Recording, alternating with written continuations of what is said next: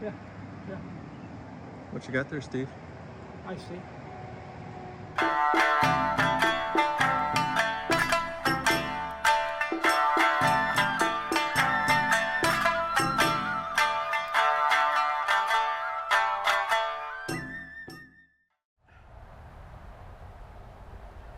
I'm Steve Craddy with Plant City Bonsai.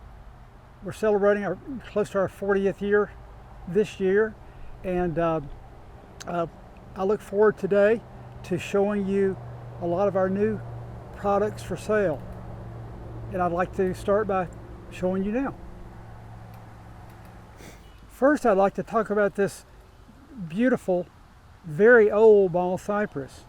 When I started with this tree, it had like just a few leaves on it, and it was probably another foot taller. So we've been working through a number of years to get it more to where the concentration is to the beautiful root system and the integrity of the trunk. It's awesome. And later in the video, we're going to be visiting the room where we keep all the raw materials, where the forests are done, and several more of these. So it's exciting time of year to look at these.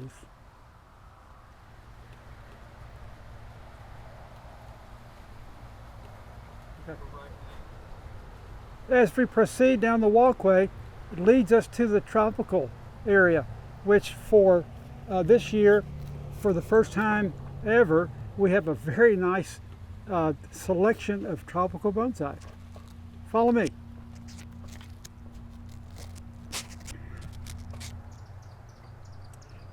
Starting with these two trees here, these are very exciting to me. I've been actually wanting to market a few of these, and this year I was able to locate two specimens that are just, they're dynamite.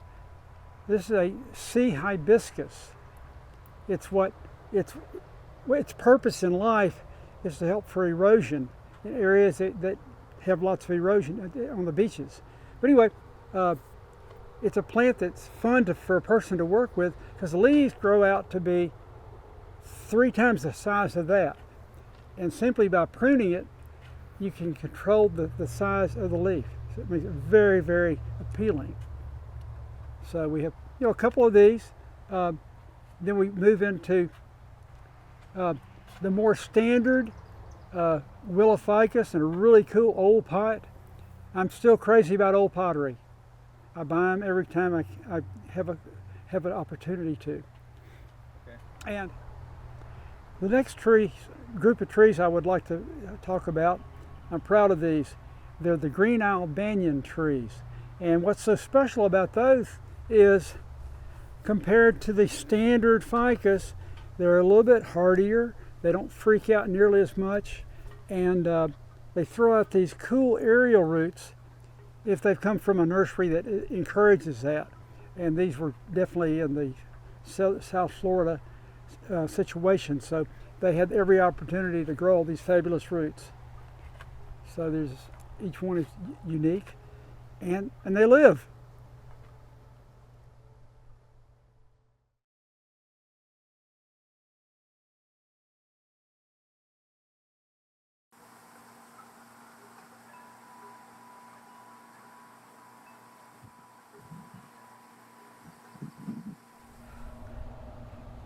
This is a group of larger tropicals. These are designed for if you have an adequate space. They take up a lot of space. But for a business, they're awesome, because like this variety and this variety are just super easy to maintain in an office situation. This is a form of ficus, and this is the arboricola dwarf schefflera. Another example of how the aerial roots just make this click. And these are pre-bonsai, but I always want to have a few of the tropical jaboticaba, and we have a number of those. The rest of this row is all different sizes of jaboticaba, and it's the most unique tree to me, because it's the fruiting tree that doesn't put its fruits on the new foliage. They put their fruits on the crotches of the interior branches. It's strange look. It's a very strange looking tree, but it's awesome. Now we're going to go around the corner to the next room, which is the rectangle room.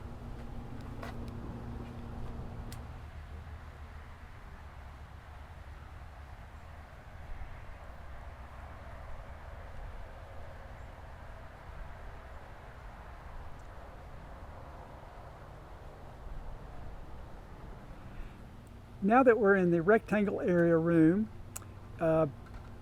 this houses lots of cool trees. The first ones we're going to look at are a different size than the normal regular or medium or large. They're called shohin, and their maximum height is usually around 8 inches. But in Japan, and becoming that way here, they are becoming the most high in demand. And the ones we have this season are just super cool. The first group of shohin I'd like to speak about are the tropicals. And just like the ones we spoke about earlier, this tree here, you typically see these as one of the easiest trees to grow as bonsai for tropical. This one is super incredible because of the very fast movement that it has and dwarf leaves. It's a great example. Love that one. There's a number of the willow leaf ficus, and these were done by an artist in Florida, Reggie Perdue, and this is his specialty. And we were able to be close enough to his nursery to actually select certain trees. That's a willow ficus. I have these from this size up to ones that will take up a whole table. So they're just all gorgeous in their own way. Love this one here. Trunk is awesome. So now I'd like to show you the ones that are hardy in the shohin size. As exciting, or even possibly more exciting, are the shohin trees that are hardy, and we have a very good group of choices for you. This is an apple tree. It can be a fruiting apple tree. It's a crab apple. The apples are very tiny, but they're still very, very dramatic when it happens. These trees back here are the Kishu Shimpaku, and they are very, very old. Very dramatic. They, you can tell that they're aged by looking at the trunk development, because these grow very slowly. I would guesstimate this to be, a 35-year-old tree.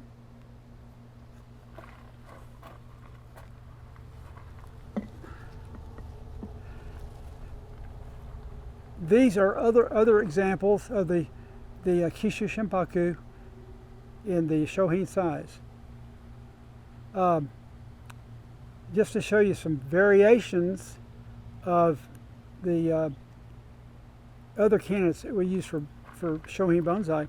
Here's a very popular seller for us.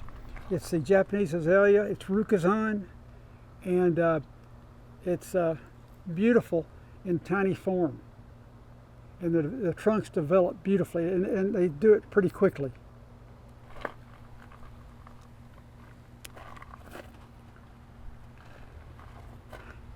Here's another form of azalea to mention, the exposed root style. And this one has already bloomed. It was gorgeous.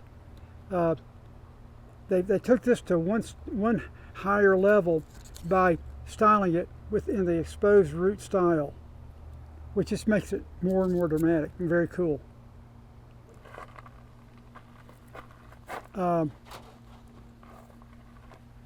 Trees in your yard that grow in the yard, like elms. This one's done in the shohin size. and we have a very good selection of these. Easy as can be to take care of. If you're getting into bonsai and haven't tried one of these, this is a way to get really, really more excited about this hobby.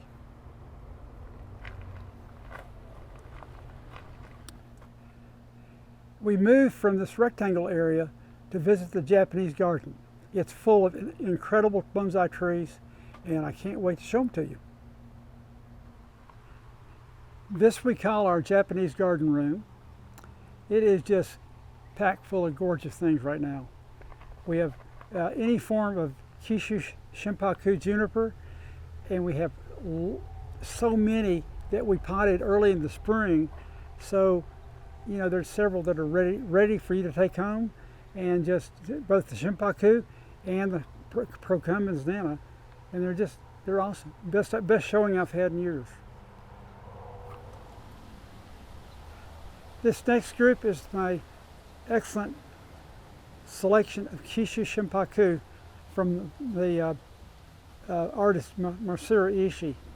Most of his trees will be in the more classical style, where you have just elegant branching, always have a nice nabari. But when in purchasing these trees, I ran across this one in his private collection, and I've named it the Snake. And I've kind of followed this tree when it was in a pot, probably in a shohin size form. But it's quite unique, quite impressive. It's just not classic. We have we boast that we have just about every type of Japanese soil. This is a black lava, which has been the biggest requested item for people finishing off their surfaces or actually just potting in. It's a black lava. The size is very consistent, 3/16 to 3/8, and I'm tickled to have this because it's very, very difficult to find. I've had it before in the old years, but I haven't seen it in a long time. So I'm very excited about this. We are super excited to offer the black lava.